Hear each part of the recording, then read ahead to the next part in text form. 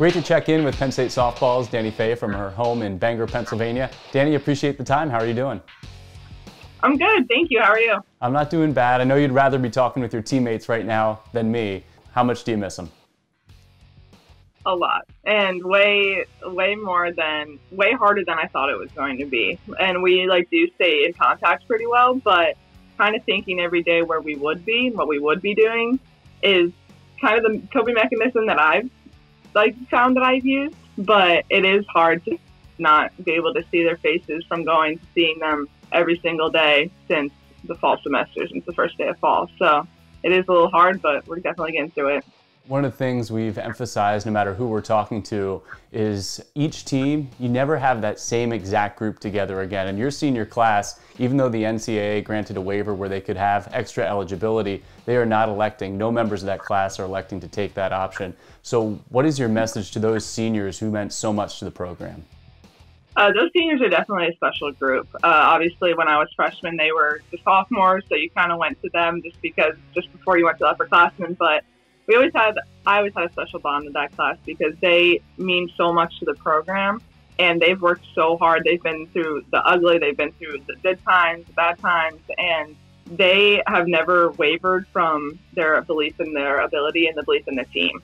So being able to not have their last senior day, their banquet, which we're going to do online, but still it's not the same thing. But I really do feel so hard for them and every single senior in the country that isn't going to take their fifth year, because, the only reason they're not taking their fifth year is because they have stuff lined up, and that's exactly what being a Penn Stater is all about. It's to prepare you for what comes next. And they're just a special group of girls, and I really don't think that we will ever forget this year and continue playing for them, because they did end up losing their last year. How does your junior class and your entire team not only carry the torch from those seniors, but carry over the momentum that you were building throughout a very challenging early part of the season? We talk about it a lot in our group, in our group chats and our book clubs and all of that. And basically, I think everyone's going to come out with a different sense of urgency that we've never seen before, because when the saying, you never know when your last game is your last, was taken to a whole different meaning this year. Mm-hmm. And being able to just buy into that and show up every single day with 110%. Of course, we always talked about that. And being able to, especially, like I said, play for those that came before us, like these seniors and the rest of the seniors before this. So, not going to be hard to be able to come out with some fire. So when you reflect on what was a shortened season, you were a part of some pretty special memories. I know towards the end of the year, that first game of the spring break trip, you had the big hit in the 7th inning against Yale. What are some of your fond memories from the shortened 2020 season? Definitely just being able to play some really tough teams. Being at Alabama was one of the best memories that I've ever had since I started playing softball. And just how, Destiny Weber hit 2 home runs at Alabama. I don't think she'll ever forget that. We won't, so it's one of my favorite memories. But just being able to see this team grow since the fall was just my favorite, because we grew together just on and off the field. And it sounds crazy, but we didn't know our last game was going to be that USF game on Wednesday. Mm-hmm. And the bus ride there was about 45 minutes long from our hotel. And the bus ride was so much fun. The funnest bus ride that we've had since I started playing for Penn State. And that is the last memory that we have off the field, before our games in our uniforms. And obviously we fought a really hard team. We ended up losing by 1, but still it was a really great game. Being able to compete with a top 30 team like that was really setting us up for that last week in the spring break and then into Big Ten conferences. But overall, I think just watching the growth of the team and the growth of individual girls was my favorite memory this year. I know one thing you didn't mention from that game against the Tide, and we're going to take a look at the video right now, is your catch. So take us through the catch.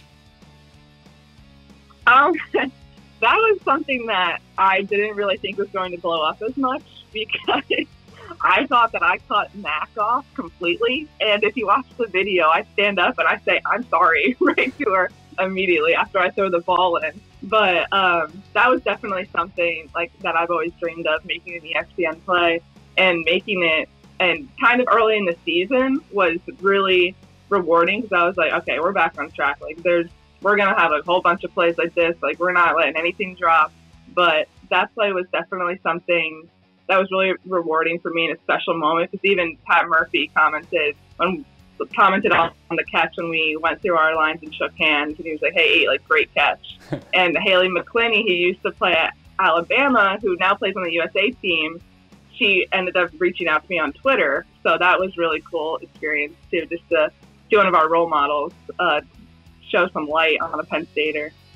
You mentioned that Penn State prepares student athletes for success after graduation and for your softball team after softball. What are some of the things that you're doing now? I know you're working with Penn State Athletics for yourself to better enhance your professional resume during your time as a student athlete at Penn State.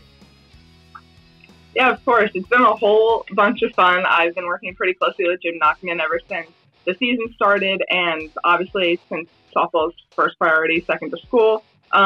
He was like, why don't you do some stories within your team since you're always with them? So that was the easiest thing to go for. And so I've started to make some videos, but I've also worked really closely with our SID, Nicole.